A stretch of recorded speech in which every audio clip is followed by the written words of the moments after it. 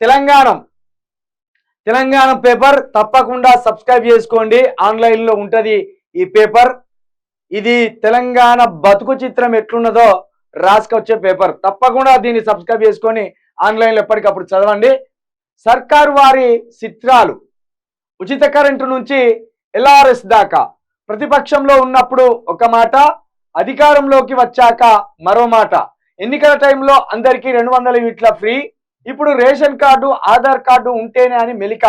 500 cylinder విషయంలోనూ మారిన మాట. 3 ఏళ్ల సరాసరి ప్రకారమే సబ్సిడీ సిలిండర్లు.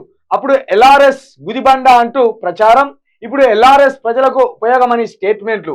6 వాయిదాలు వేసిన 3 ఎకరాలు దాటని రైతు బంధు. మేం అట్లా మోసం చేస్తేనే ప్రజలు నమ్ముతారు, నిజం చెప్తే నమ్మే పరిస్థితిలో లేరు. మా చేత మోసపోవాలని ప్రజలు కోరుకుంటున్నారు. వాళ్ళు కోరుకున్నప్పుడు మాదేమున్నది, రోగి కోరుకున్నప్పుడు డాక్టర్ ఇచ్చిందన్నట్టు.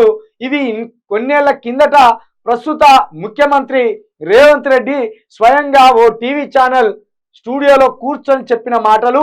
వాటినే తూచా తప్పకుండా ఇప్పుడు పాటిస్తున్నట్టు కనిపిస్తుంది. ఎన్నికల ముందు ఇచ్చిన హామీలకు ఇప్పుడు వాటి అమలు ఎక్కడా పొంతన కుదరడం లేదు. అప్పుడు మాట్లాడిన మాటలకు ఇప్పుడు అధికారంలో ఉండి మాట్లాడుతున్న మాటలకు లంకె కలవడం లేదు.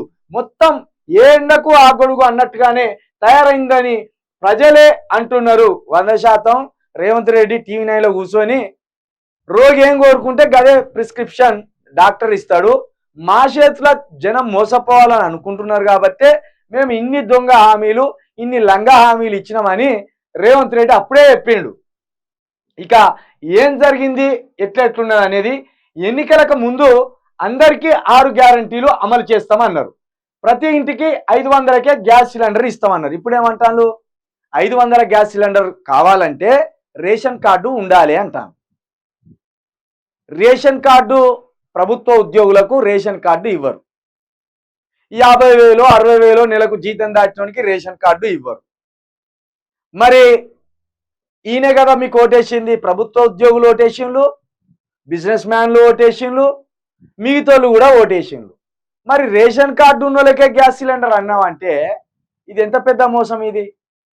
బస్సులనేమో కోటీశ్వర్లు ఎక్కిపోవచ్చు, ఎవరైనా ఎక్కిపోవచ్చు, కానీ సిలిండర్ మాత్రం రేషన్ కార్డు ఉన్న వాళ్ళకే అంటాను.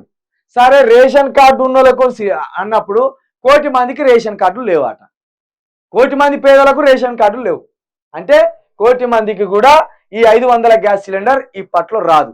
రేషన్ కార్డులు ఇచ్చడానికి ఇంకో 6 నెలల్లో 7 నెలల్లో సంవత్సరం పడుతుంది. అప్పటి వరకు ఇది పత్తకు లేకుండా పోయినట్టే. ఇక ఎన్నికల తర్వాత పేదరికానికి ప్రామాణికం రేషన్ కార్డే. కార్డు ఉన్న వాళ్ళే సంక్షేమ పథకాలకు అర్హులు. సిలిండర్ మహిళల పేరు మీద ఉంటేనే వర్తింపు. 3 ఏళ్లు వాడిని సిలిండర్లు సరాసరిని లెక్కిస్తారు. దాని ప్రకారమే ఇప్పుడు సబ్సిడీ సిలిండర్లు. ఇప్పుడు కుటుంబ సభ్యులు పెరిగి వినియోగం పెరిగిన పరిగణలోకి తీసుకోరు. ఇప్పుడు పెళ్లి చేసుకొని కొడుకు దూరం పడ్డాడు అనుకో, ఆయనకి రేషన్ కార్డు ఉండదు, వాళ్ళ భార్య అప్పుడే వస్తుంది కాబట్టి ఆ భార్య పేరు మీద ఆ సిలిండర్ ఉండదు. పాత సిలిండర్ల ప్రకారం మహిళల పేరు మీదనే ఉంటుంది, ఇస్తారట. ఇది కూడా మగాడి పేరు మీద ఉంటే ఇయ్యరాట, సిలిండర్ మహిళల పేరు మీద ఉంటేనే వర్తింపు అట. చూడండి ఎన్ని రకాల విద్యలు వాడతాను, ఎన్ని రకాల వేషాలు కడతాను, ఎన్ని రకాలుగా ప్రజలను వంచాలని చూస్తాను. మీరు చూడండి, రాష్ట్రంలో మొత్తం రేషన్ కార్డులు 97 లక్షలు. 500కే గ్యాస్ సిలిండర్ కోసం సర్కార్ గుర్తించిన లబ్ధిదారులు 39 లక్షలు. ఇక చూడండి, రేషన్ కార్డులు ఏమో 97 లక్షలు ఉన్నాయి, మరి ఇచ్చేదేమో 39 లక్షలకే. అంటే రేషన్ కార్డులు ఉన్నోళ్లకు కూడా గ్యాస్ సిలిండర్ ఇస్తలేరు. ఇదొక దుర్మార్గం. దీనికోసం విడుదల చేసిన నిధులు 80 కోట్లు, కేవలం 80 కోట్లు.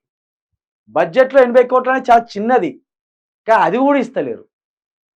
డబ్బులు మొత్తం కట్టి సిలిండర్ తీసుకుంటే 500 పోను, మిగతా డబ్బులు అకౌంట్లో వేస్తామని ప్రకటన. అప్పుడు చెప్పిన ఎన్నికల ముందు, ఒకవేళ 900 ఉన్నాయనుకో సిలిండర్, మీకు 500కే ఇస్తాం, ఇంకా 400 మీ అకౌంట్లో వేస్తామని చెప్పింది. అది కథం.